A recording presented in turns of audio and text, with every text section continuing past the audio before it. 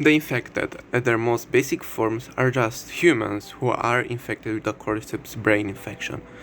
That doesn't mean that they lose consciousness. They're not zombies. They are still there, they can still see everything, they just can control themselves, which kind of makes them a lot way creepier than the basic zombies. But let's get into every stage of theirs and every little other detail I can think of at the top of my brain, and using the Last of Us wiki to put some spaces there and there. This is The Last of Us Infected Guide. How do you get infected in The Last of Us universe? First, direct contact with an infected by a bite, blood, or anything else that is in direct contact, of course.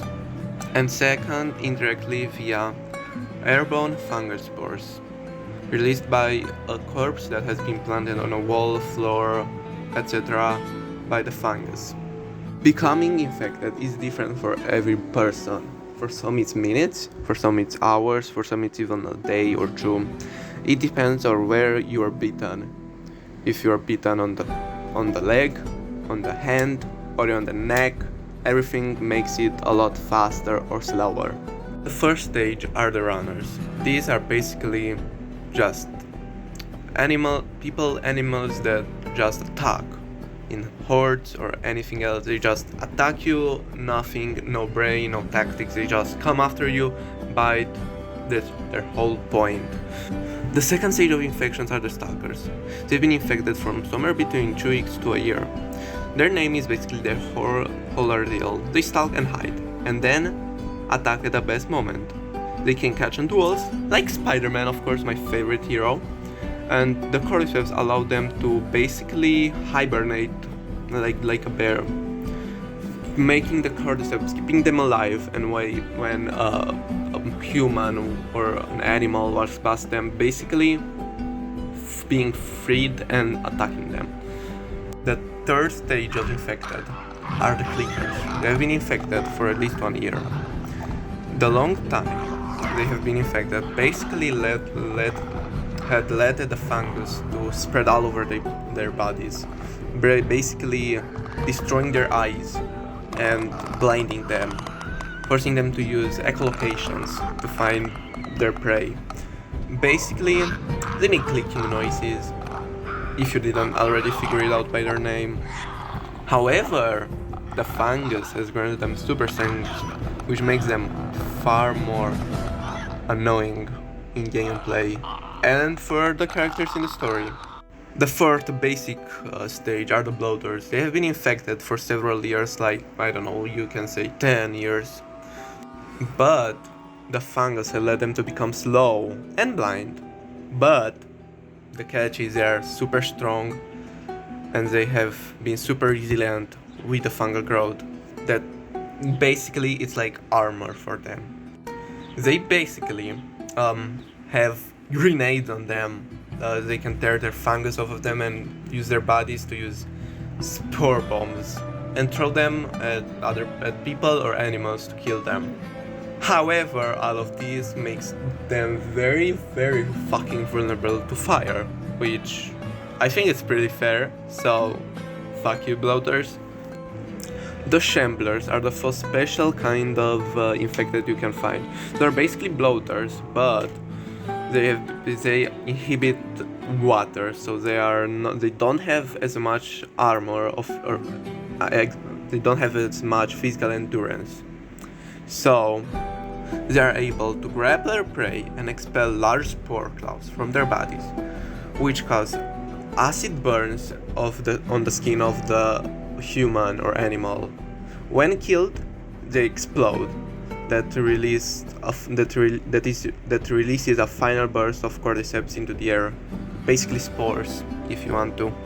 The final special stage is the Rat King. Very unique, developed in Seattle. I'm sorry, Life is Strange too. Over 20 years of infections, they are formed. They are formed from several infected, combining into one. Basically, if you watch The Walking Dead, that's it. Basically, that thing that is like in one of the episodes. Blah blah blah. I'm a Walking Deader, so excuse me. They are very strong in size and power, able to take a lot of damage from fire, bombs and guns, which makes them very annoying.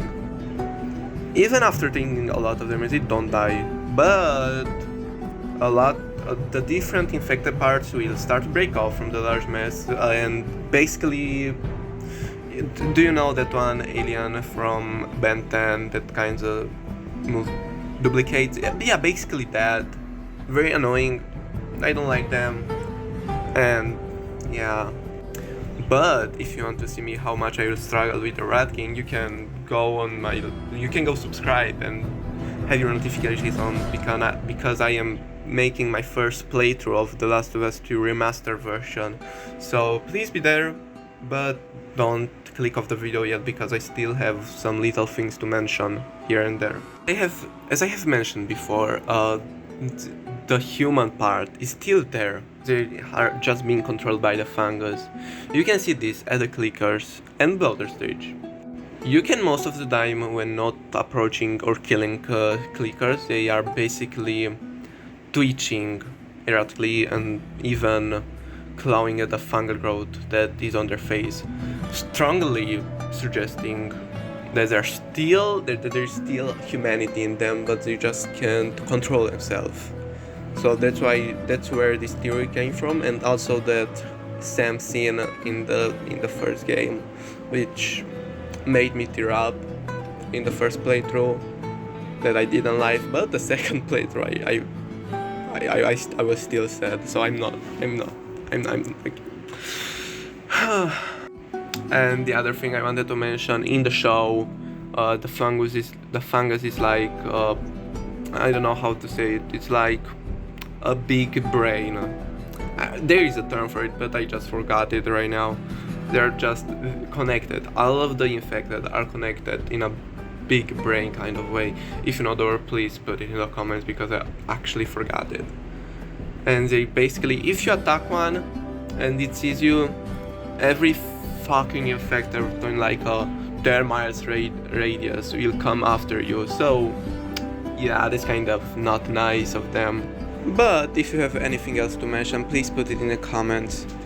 And if you want to see how exactly the virus works in the universe, you can watch this little clip from the beginning of the first episode of the show. But I was Spidey. Pleasure to meet you. Please subscribe and like. Bye bye.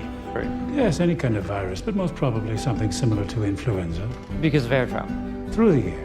Coughing. I'm sorry, I meant people on planes. That was something you described in your book. Yes, a new virus in Madagascar, say, could be in Chicago within a matter of weeks, and we end up with a global pandemic. Pan meaning the whole world becomes sick all at once. And Dr. Newman, you're also an epidemiologist. I presume the prospect of a viral pandemic keeps you up at night as well? No. No? No. All right, well, that's our show. No, mankind has been at war with the virus from the start. Sometimes millions of people die, as in an actual war, but in the end, we always win. But you, just to be clear, you do think microorganisms pose a threat? Oh, in the most dire terms. Bacteria? No. You like saying no? Yes.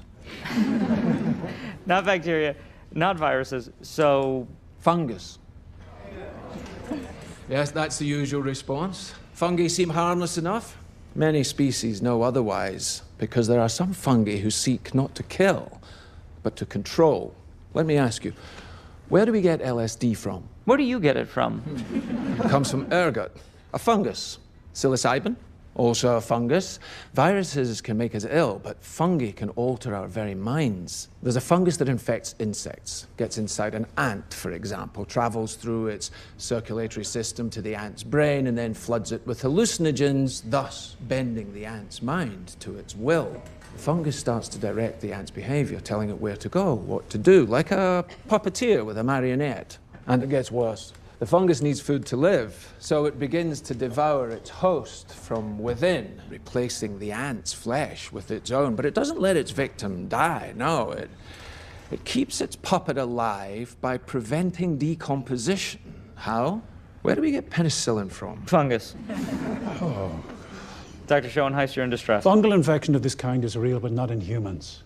True, fungi cannot survive if its host's internal temperature is over 94 degrees. And currently, there are no reasons for fungi to evolve to be able to withstand higher temperatures. But what if that were to change? What if, for instance, the world were to get slightly warmer? Well, now, there is reason to evolve. One gene mutates, and an Ascomycetia, Candida, ergot, Cordyceps, Aspergillus, any one of them could become capable of burrowing into our brains and taking control, not of millions of us, but billions of us. Billions of puppets with poisoned minds, permanently fixed on one unifying goal: to spread the infection to every last human alive by any means necessary. And there are no treatments for this, no preventatives, no cures. They don't exist. It's not even possible to make them. So if that happens, We lose.